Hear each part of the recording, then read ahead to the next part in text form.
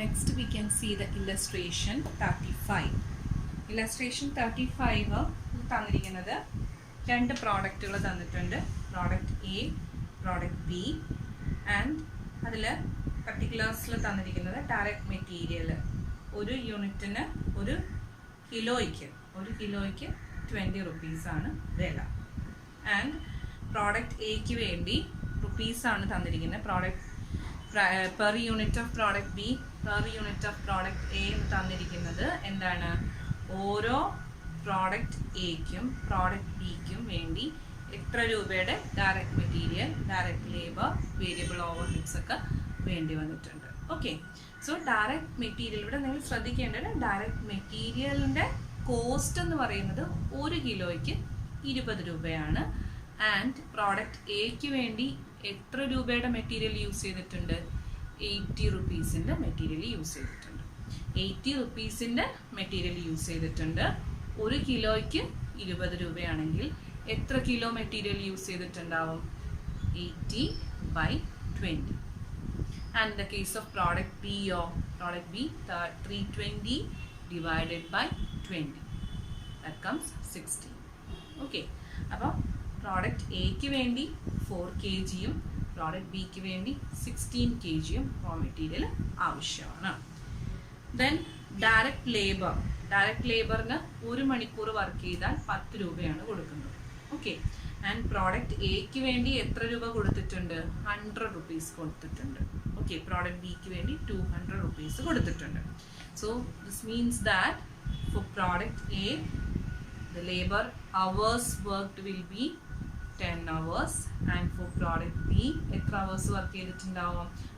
ഒരു unit product B produce ചെയ്യാനായിട്ട് direct labour 20 മണിക്കൂർ വർക്ക് ചെയ്തിട്ടുണ്ടാവും. Okay, so 100/10 will give you the hours worked by direct labor for product A, and likewise product B 200 divided by 10 ചെയ്താൽ കിട്ടും. Okay, and variable overheads തന്നിരിക്കുന്ന 40, 80. ഇത് കൂടാതെ മറ്റ് additional ആയിട്ടുള്ള variable overheads. Then selling expense തന്നിട്ടുണ്ട്. Selling expense sales ആണ്. 1 യൂണിറ്റിന് 400 റുപ്പീസ്, ബിക്ക് 1 യൂണിറ്റിന് 1000 റുപ്പീസ് കിട്ടും. ഓക്കെ, അപ്പോൾ total fixed overheads, fixed cost തന്നിരിക്കുന്നത് 30,000 ആണ്.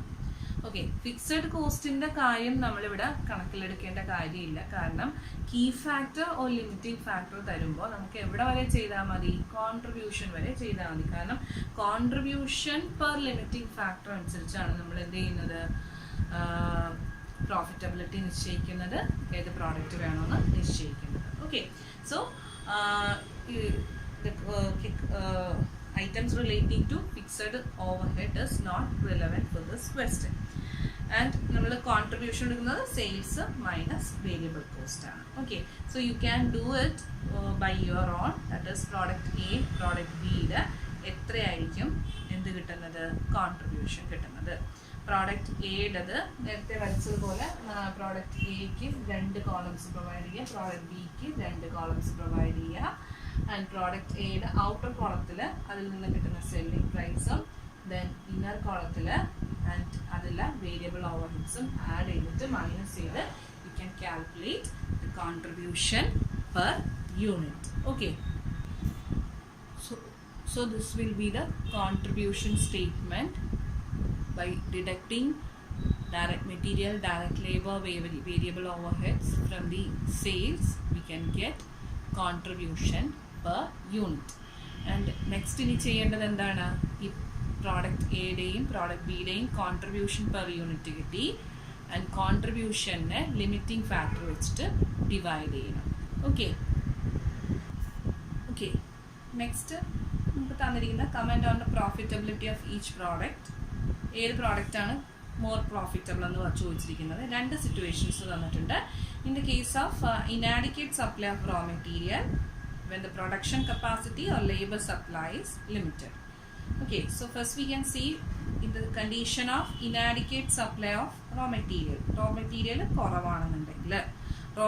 കുറവാണെന്നുണ്ടെങ്കിൽ എങ്ങനെയാണ് പ്രോഫിറ്റബിലിറ്റി കണ്ടുപിടിക്കുന്നത്? Contribution divided by raw material used for product A ചെയ്ത് കഴിഞ്ഞാൽ പ്രോഡക്റ്റ് എയുടെ പ്രോഫിറ്റബിലിറ്റി കിട്ടും. Then contribution of product B divided by materials, quantity of material used for product B ചെയ്താൽ product ബിയുടെ പ്രോഫിറ്റബിലിറ്റി കിട്ടും. ഓക്കെ, അങ്ങനെ പ്രോഫിറ്റബിലിറ്റി കണ്ടുപിടിച്ച് പ്രോഫിറ്റബിലിറ്റി ഏതിനാണോ ഹയസ്റ്റ് പ്രോഫിറ്റബിലിറ്റി ഉള്ളത് അതിനു വേണ്ടി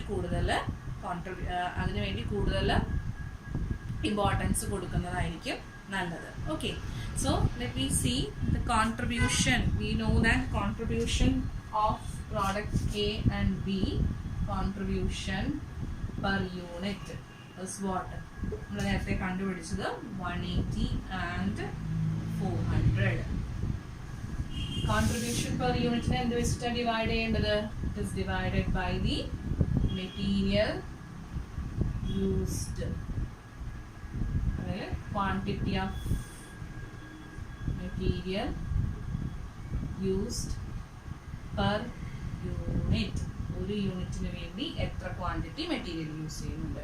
നമുക്കറിയാം പ്രോഡക്റ്റ് എക്ക് വേണ്ടി എത്രയാ 80 രൂപയുടെ മെറ്റീരിയൽ ആണെന്ന് പറയുന്നത് അല്ലെ. 80 രൂപയുടെ മെറ്റീരിയൽ യൂസ് ചെയ്യുന്നുണ്ട്. 1 കിലോയുടെ മെറ്റീരിയലിന് 20 rupees ആണ് എങ്കിൽ എത്ര kg യൂസ് ചെയ്യുന്നുണ്ട്? It is 4 kg materials are used for product A. And product ബിയുടെ കേസിൽ എന്തായിരിക്കും? പ്രോഡക്റ്റ് ബിയുടെ കേസിൽ ഇറ്റ് ഈസ് വാട്ട് 320 rupees ആണ്. 1 കിലോയ്ക്ക് 20 രൂപയാണ് എങ്കിൽ എത്ര kg യൂസ് ചെയ്യുന്നുണ്ടാവും? 16 kg യൂസ് ചെയ്യുന്നുണ്ടാവും. 16 kg. ഓക്കെ, ആൻഡ് പ്രോഫിറ്റബിലിറ്റി എങ്ങനെ കണ്ടുപിടിക്കുന്നത്? Profitability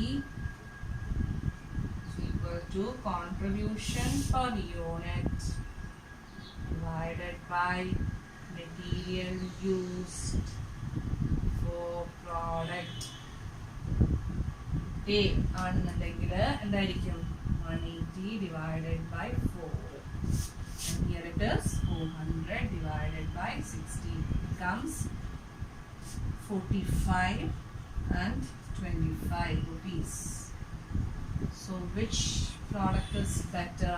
In the conditions of scarcity of raw material, we will prefer the production of product A more than that of product B.